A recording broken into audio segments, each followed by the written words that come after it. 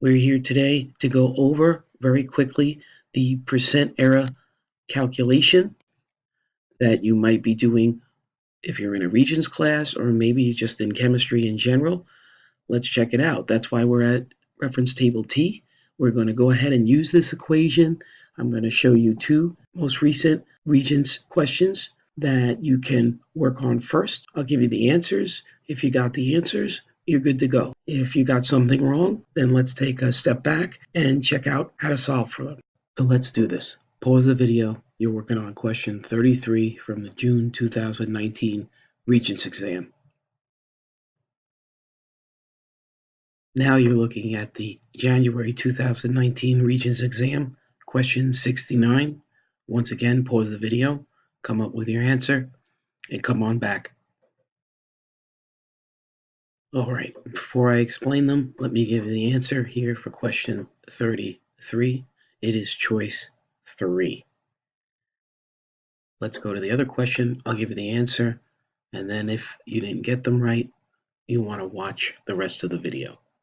Okay, for question 69, I figured let me go right to the answer key. Here it is. You get 1 credit if you plug things in correctly. This, of course, is following exactly what's on reference table T, or you could have done something like this, where you did the subtraction of the 3.4 minus the 3.0. Notice that it says you can't get credit if the fraction is not multiplied by 100. Don't leave that off. That's part of the percent error mathematical equation. If you got both of these right, good for you. I think you know percent error. Be careful if you're given a test by your teacher. Your teacher might want to ask for the equation written down and the units written down. You'll notice here in the second one, no units. Was not required to get the credit here on the Regents exam. The other thing is the way that the equation is written on reference table T, you could end up with a negative percent error if the student value is lower than the accepted, but don't worry about the negative. All that means is what side of the true or accepted value you are. All right, if you're done, good for you. If not, stick around and we're going to go over them. Working with the part C question first, question 69. It's very important that you write down the equation. You could even write it on the answer booklet itself, or if you're practicing, put it down on paper, even though you have reference table T in front of you, and don't go by memory. Look at reference table T, and then you're going to substitute the numbers in.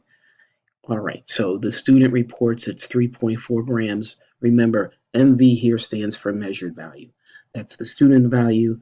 That's the laboratory value, experimental value, 3.4. And remember, we're looking for a numerical setup, so it said nothing about units. The accepted value, you're going to find that up here. It's the 3.0 grams, so minus 3.0 over the accepted value, 3.0 times 100. You just have to plug the numbers in. That's it for question 69. All right, for question 33, if you got this wrong, notice what I did. I wrote the equation down again. It never hurts to write the equation down and plug the numbers in before you use your calculator. If you got it wrong, more than likely you were just lazy. You didn't look up the equation, or you didn't write it down, or you didn't write the numbers down, or you were trying to just plug the numbers right into your calculator without taking the time. A lot of mistakes are made because students want to skip steps. Don't skip steps and you won't make silly mistakes. All right, here the student value, which is our measured value, is 2.85 grams per cubic centimeter. You got to go to reference table S. You got to look up density of aluminum. On that table, it's 2.70. It's the 2.85 minus the 2.70 over 2.70, because that's accepted, times 100. Once you have this written down, you're going to plug it into the calculator.